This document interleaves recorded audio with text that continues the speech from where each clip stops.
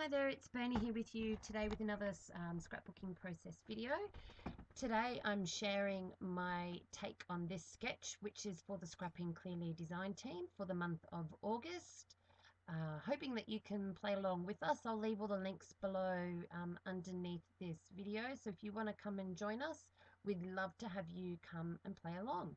So this month I thought I'd also dig in again to my Chamel Lane Starshine collection.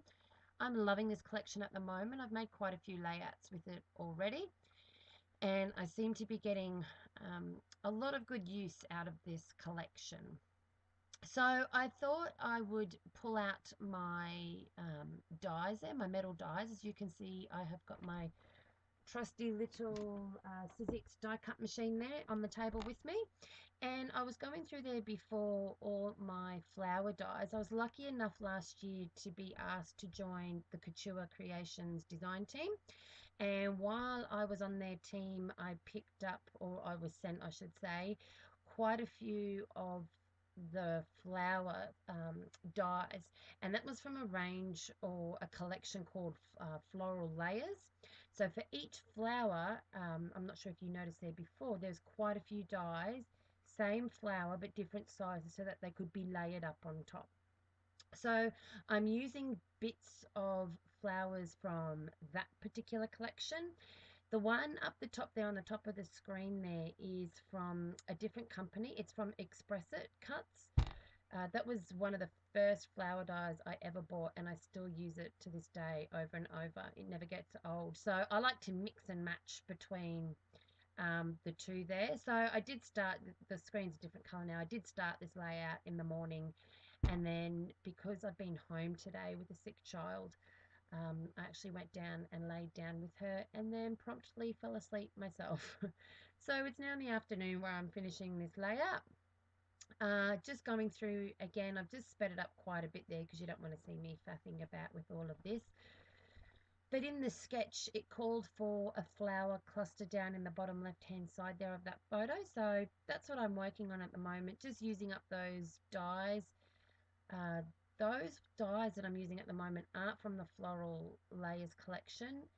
That is called, I think it's called the Retro Flower die. That's also from Couture Creations, and that's another really popular die. I seem to be able to use that die over and over and over again, and I love the little flowers that it creates for me. So I'm just finishing with some colors. I want to bring in that blue. I'm going to try and create a bit of a visual triangle with that dark blue there to help guide the eye around the layout. You'll see later on I'll bring in a dark piece of chipboard from the Chamel Lane collection as well, down that bottom left hand corner, just so your eye can follow around the page. So I'm just building the layers now of my flowers using some foam squares in between each of those layers, and then lastly just using some mounting tape to get the last of those little, I'm not even sure what you'd call that, the middles of the centers there, or the center of the flowers there, just to get those glued into the middle. That makes more sense. That's what was in my head but came out completely different. So yeah, so I'm adhering all those down now, making the layers pretty. If I was even contemplating using some Kindy Glitz to just sparkle it up around the edges a bit, but I did have that thought and completely forgot about it and only just remembered now. I might even go back and add some to it later, because I do tend to do that, add Kindy Glitz to those flowers, just makes them super pretty and super sparkly. So in the actual sketch itself as well, it had a couple of long paper layers under the photo, so I thought I'd better do that. And of course I'm going to mount my paper onto a different colored background. I had to cut that out. I went off to sew and then actually had a massive fight with my sewing machine. It's decided to chew itself up, and I just had to walk away. I only just managed to sew that page. I'm not sure what's happened to my old trusty sewing machine. Maybe I need to give it a good clean out and oil. I'm surprised it didn't rip up all the cardstock actually. So anyway, I managed to get that sewn, and I'll tear around the edges and staple them down in a moment. That seems to be something that I really like doing at the moment. adhering, yep, the photo down. And I've bought in those paper straws as well. I'm not sure, at the time, I wasn't sure if I was going to use them or not. I was kind of hoping I had a yellow straw, but I only had this pink and the blue one that I just picked up from the cheap dollar store, my local one down here. Yep, adding in some grey there. That's about the only paper layer that I'm going to go with.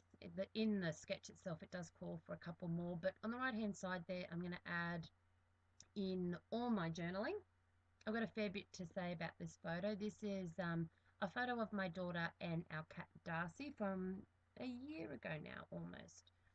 Um, and Abigail loves cats. She adores them. Me, I'm not so keen on them. I've been holding her off for a couple of years now, but yeah, I kind of buckled and let her get a cat, only because as a mum, I work full time and I look after these two little cherubs full time, and I pretty much scrapbook full time as well, and then keep a house and the yard and all that kind of stuff. And I was just worried that more animals and that was me more for me to, look after. And I think as mums, that's what tends to happen, or as adults, in those relationships with your children. They get these pets and then you end up looking after them anyways. But yeah, Abigail was adamant, and you know what? She promised me she would look after these cats and she would do whatever it took. So this is a photo of Darcy. At the same time, we also picked up a little brother of his called Ginger, and lo and behold, he's actually a ginger color. Darcy's 4 months old in this picture, and he's tiny. He was the runt of the litter, and he was itty bitty.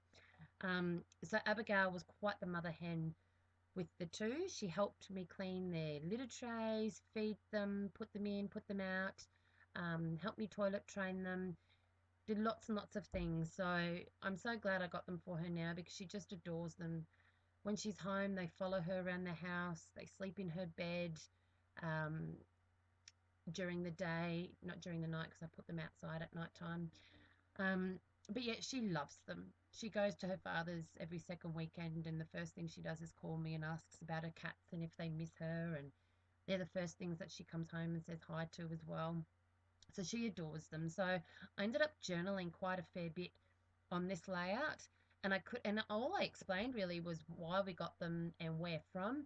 I could have explained probably what I just said about how much she loves her cat. So I might actually do that on another layout where I've got a photo of her and the little brother to this kitten, and put them side by side. So I might actually even do that with this same collection, with this Chamel collection.